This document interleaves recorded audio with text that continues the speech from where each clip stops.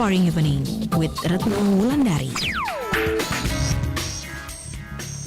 Pendengar Solo Pos FM dan pemirsa Solo Pos TV masih bersama Tung Desemwarinin, dan di season ketiga ini kita akan semakin personal dengan beliau. Dan Pak Tung, boleh nggak sih ngobrol tentang waktu kecil itu kuliahnya di mana? Terus kemudian ini ada pertanyaannya, SD-nya itu di mana? Oke. Kalau di Solo semua atau? Di Solo semua. Saya ini di Solo sampai umur 25 tahun.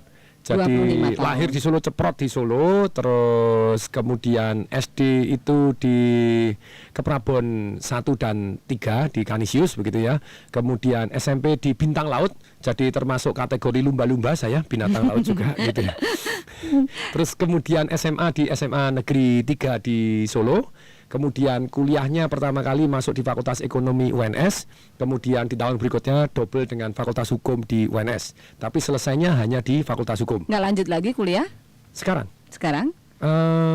Gini. Nggak ada keinginan lagi untuk melanjutkan? Saya tuh senang sekali loh, karena tadi ketemu dengan Pak Jamal. Pak Jamal itu mahasiswa teladan angkatan kakak kelas saya. Prestasinya Pak Tung luar biasa sekali ya. Beliau jadi kuliah, profesor. Ya? Beliau jadi profesor. Nah, saya juga mahasiswa teladan juga pada waktu itu. Jadi 52 piagam. 32 piagam. 32 piagam ya. Nah, adik kelas saya Zudan, itu waktu itu saya bantu bimbing lomba karya tulis ilmiah, karena saya dulu yang juara sampai tingkat nasional. Saya bantu bimbing dia. Dia juga jadi profesor. Baik. Pak Jamal jadi profesor dan sekarang jadi mantu rektor 3. Terus kemudian Profesor Zudan juga di Tata Negara ya, itu top sekali juga, sakti. Saya juga profesor. Saya profesor jalanan. Masa ada SH ngarang buku marketing? Iya, itu pasti itu ada. Itu SH-nya singkatannya sarjana hutan gitu. Tapi ini bicara kesuksesan, salah satunya diukur dari materi. Ngomong-ngomong, berapa sih penghasilan Pak Tung saat ini? Per hari berapa duit nih yang diterima? Waduh, per hari. Hari ini saya punya income berapa ya? Hari ini income berapa nih? Ya. Jangan sudah beternak tadi sampai lupa. Yes, jadi income sebetulnya ada dua. Satu yang namanya active income. Kalau active income itu kita kerja baru dapat income. Kalau hari ini terang saja active income-nya enggak ada, tapi passive income-nya ada. Kalau passive income-nya berapa? Tidak pernah ngitung gitu ya.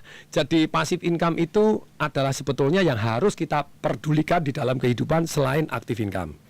Tapi sayangnya begitu banyaknya orang, 97% orang, termasuk pemirsa di rumah ataupun pemirsa Radio Solo Pos, ternyata 97% di antara kita semua yaitu sibuk cari active income, tidak punya passive income. Jadi lupa mencari pasif. Ternak duitnya. Ternak duitnya gimana tipsnya? Sederhana saja. Ternak duit itu harus kaya dulu? Harus punya duit berapa M dulu atau gimana? Jadi Anda mulai dari kecil. Jadi begitu, prinsipnya gini, orang kaya begitu terima duit, dia sisihkan dulu, sisanya baru dihabiskan. Kalau orang miskin dapat duit, dihabiskan dulu. Kalau ada sisanya baru disisihkan. Karena dihabiskan dulu, habis nggak? Namanya aja dihabiskan gitu ya. Mau Mike Tyson, pernah dengar Mike Tyson? Penyanyi dangdut, tahu? Bukan ya itu ya.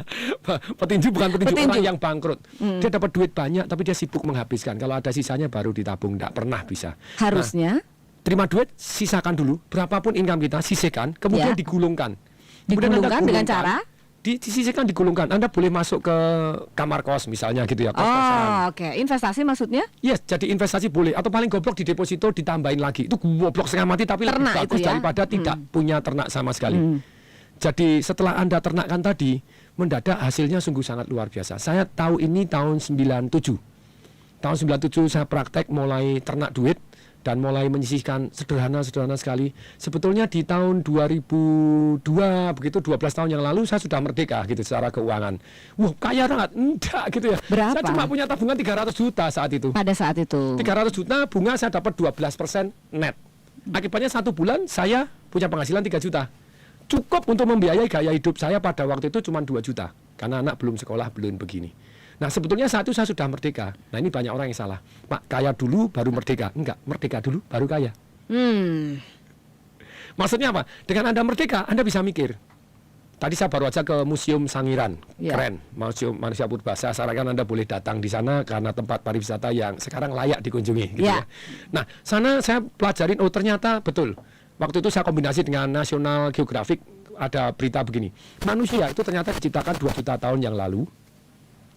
Terus ternyata baru manusia maju pertanyaannya para ahli, kenapa manusia baru maju secara ekonomi, budaya, kemudian juga teknologi, spiritual baru 7.000 tahun yang lalu. Yang 1.993.000 tahun ngapain? Sebelumnya ngapain? Ternyata sebelumnya mereka sibuk berburu. Berburu. Dan setelah 7.000 tahun yang lalu, kenapa manusia mulai maju? Karena mereka punya waktu berpikir. Kok bisa punya waktu berpikir? Karena mereka mulai beternak. Kata kuncinya itu. Pertanyaan saya, kenapa sekarang kembali lagi 97% dari kita sibuk berburu uang, cari uang. Anda tidak punya waktu untuk mikir lagi. Kalau dulu kan orang tidak berburu, mulai ternak ayam, ternak begini. Aktif income-nya tadi ya. Iya, Anda kalau yang fokus dikejar. aktif income terus, mestinya kan disisakan dulu dong. Ayamnya jangan disembelih dulu, biarkan bertelur. Angsanya biarkan bertelur emas dulu, telurnya baru digunakan. Dan itu nggak harus nunggu banyak sekali uang. Iya, Anda mulai sedikit dulu. Start from whatever you want, whatever you have gitu ya. Kamu punya berapa, mulai sekarang gitu. Gajinya berapa, sisihkan. Minimal 10%, sisihkan. Gulungkan. Anda akan tumbuh luar biasa. Ternaknya Pak Tung udah dapat berapa Kalau sekarang? tahun 2007, saya tahun 2007, ternak duit saya tuh saya ngasih hadiah ulang tahun istri saya itu sudah Mercy Spot. Warnanya biru metalik, peleknya 20 inch, cupnya bisa bilang. Dan itu ternak duit doang gitu. Saya tidak akan pernah beli Mercy, tidak pernah beli mobil mewah ketika ternak duitnya tidak cukup. Dan saya sangat sabar. Tahun 2004 saya pindah di Pondok Indah, di Bukit Golf sudah bisa. Beli Mercy S-Class, tunai cash keras sudah bisa. Saya enggak. Saya sabar, ternak duit dulu. Jadi punya kos-kosan, punya usaha yang jalan tanpa saya, punya properti-properti di Sampai sekarang masih begitu ya. Jadi masih. Jenis usaha apa yang dimiliki Pak Tung sampai saat ini dan di mana saja? Omsetnya berapa? Waduh, jangan tanya gitu. Sangat banyak ya. Jadi saya punya developer, terus kemudian saya punya kontraktor, saya bahkan punya perusahaan tiang pancang. Salah satu perusahaan yang untuk kontraktor kemarin kita deal untuk bangun Bulgari, kita menang gitu ya. Ngalahin kontraktor-kontraktor yang sangat besar karena kita dipercaya. Itu kontraktor untuk bangun rumah-rumah mewah gitu ya. Terus kemudian kalau developer itu yang terakhir kita properti ya, bangun di Johor Baru di Iskandar Ridge. Itu Januari itu sudah ya lumayan sekali gitu. Itu kerjasama dengan beberapa teman dan pengusaha di Singapura juga, pengusaha di Malaysia juga, kita partneran dan mendadak grow luar biasa. Ada toko buku juga, Togamas di Jogja, bukan di Solo, di Jogja begitu ya. Hotel juga sepertinya. Hotel juga, hotel di Malang, Kartika Graha. Jadi kalau ke Malang nginep di mana? Ada banyak. Kartika Graha, oke, nginep di hotel saya itu. Kartika memperkaya Graha. saya gitu. Ya. Itu sudah direnovasi, kamarnya besar, wah, indah, bagus, keren banget itu. Keren banget ya. Top Ada gitu butuh ya. karyawan nggak tuh di sana? Nah, ya, nah, tentu saja terus kemudian ada hotel The Ritz Jogja, halo Jogja gitu. Oh, halo Kita Jogja. kerjasama dengan banyak pengusaha di Jogja. Di Semarang termasuk ada? Semarang ada Best Western Star gitu ya. Iya. Ini terakhir ini saham saya baru di Kerjasama juga ya. kerjasama yang di dengan satu partner dulu, dua partner, sekarang tinggal satu sama satu. Terus kemudian dia nawar, Pak Tung boleh nggak Jadi sahamnya saya beli gitu ya. harus berpartner juga. I always berpartner, Oke. minimal dengan karyawan saya. Ya. Jadi saya selalu punya partner. Jadi jalan untuk mencapai satu sukses pastinya tadi kalau Pak Tung bisa explore tips apa sih yang lebih sederhananya? Kalau satu kata aja sukses itu, tolong ya ditulis pakai tadi huruf besar, ditebelin, di garis bawahi, dilingkarin, kasih Stabilo. tanda seru, di stabilo, kasih bintang 7 gitu, kasih gambar hati di panah. Gitu. Satu kata yang buat Anda sukses adalah nyontek. Nyontek. Sebentar, ada guru nggak yang dengerin? Ada guru dimarahin. Nyontek Itu kelemahannya ini. kita tuh dari kecil nyontek loh. Kita bisa ngomong nyontek nggak? Iya, nyontek. Pakai baju nyontek nggak? Nyontek. Segala macam bentuk sisiran kita nyontek nggak? Betul. Nah, kenapa kita nggak mau nyontek orang yang sukses? Kalau Anda bilang ini original, bohong. Nggak ada yang original. Yang ada hanya Anda atapi, tiru, dan amati, Modify. tiru, dan modify. Ada dua gabung jadi satu lebih bagus. Anda kombinasi terus. Terus. Anda maju itu karena ada landasan. Kalau saya bilang saya sukses hari ini karena saya duduk di bahunya orang-orang yang sakti mandraguna yang saya pelajarin ilmu-ilmunya tadi. Nah, ini juga yang inspiring sekali. Jadi saya bisa ngelihat lebih jauh, lebih tinggi karena saya base-nya sudah ada orang-orang yang sakti zaman dulu mikirin. Mulai dari kecil atau mulai dari dulu juga sudah seperti ada role model dulu ya. Yes, ada model-model. Saya dulu sekolah SMA goblok. Kuliah jadi mahasiswa teladan di Fakultas Universitas 11 Maret gitu ya, 32 piagam. Juara lomba karya tulis ilmiah sampai tingkat nasional gitu ya. Juara tepat P4. Apakah saya pinter banget? Enggak gitu ya. Karena ada role model. Kakak-kakak kelas saya, Mas Kaspiah, yang mahasiswa teladan tahun sebelumnya. Iya. meninggal dunia. Almarhumah. Ya, terus kemudian Mas Beng Beng, Mas Bambang gitu ya. Saya banyak kakak kelas saya. Wow, kok bisa?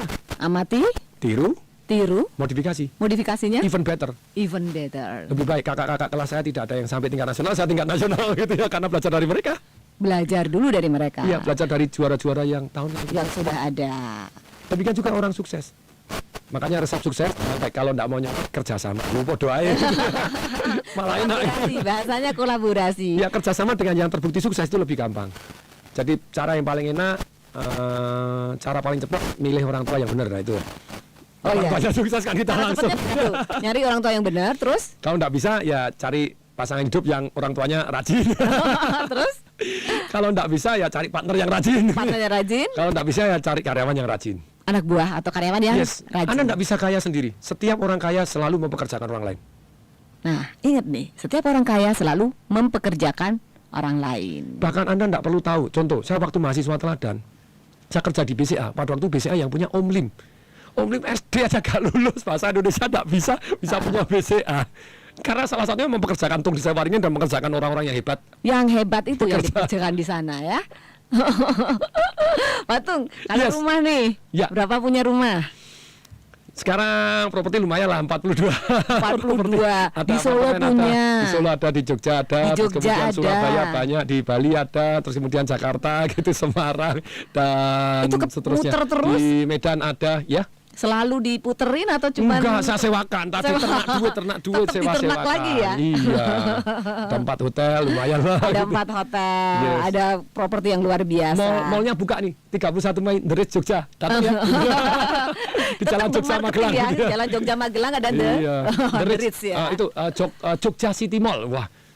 Jokowi bukan. Jogja City Mall. Jogja City Mall di Oke. Jalan Jogja kilometer Jogja Magelang 6,7.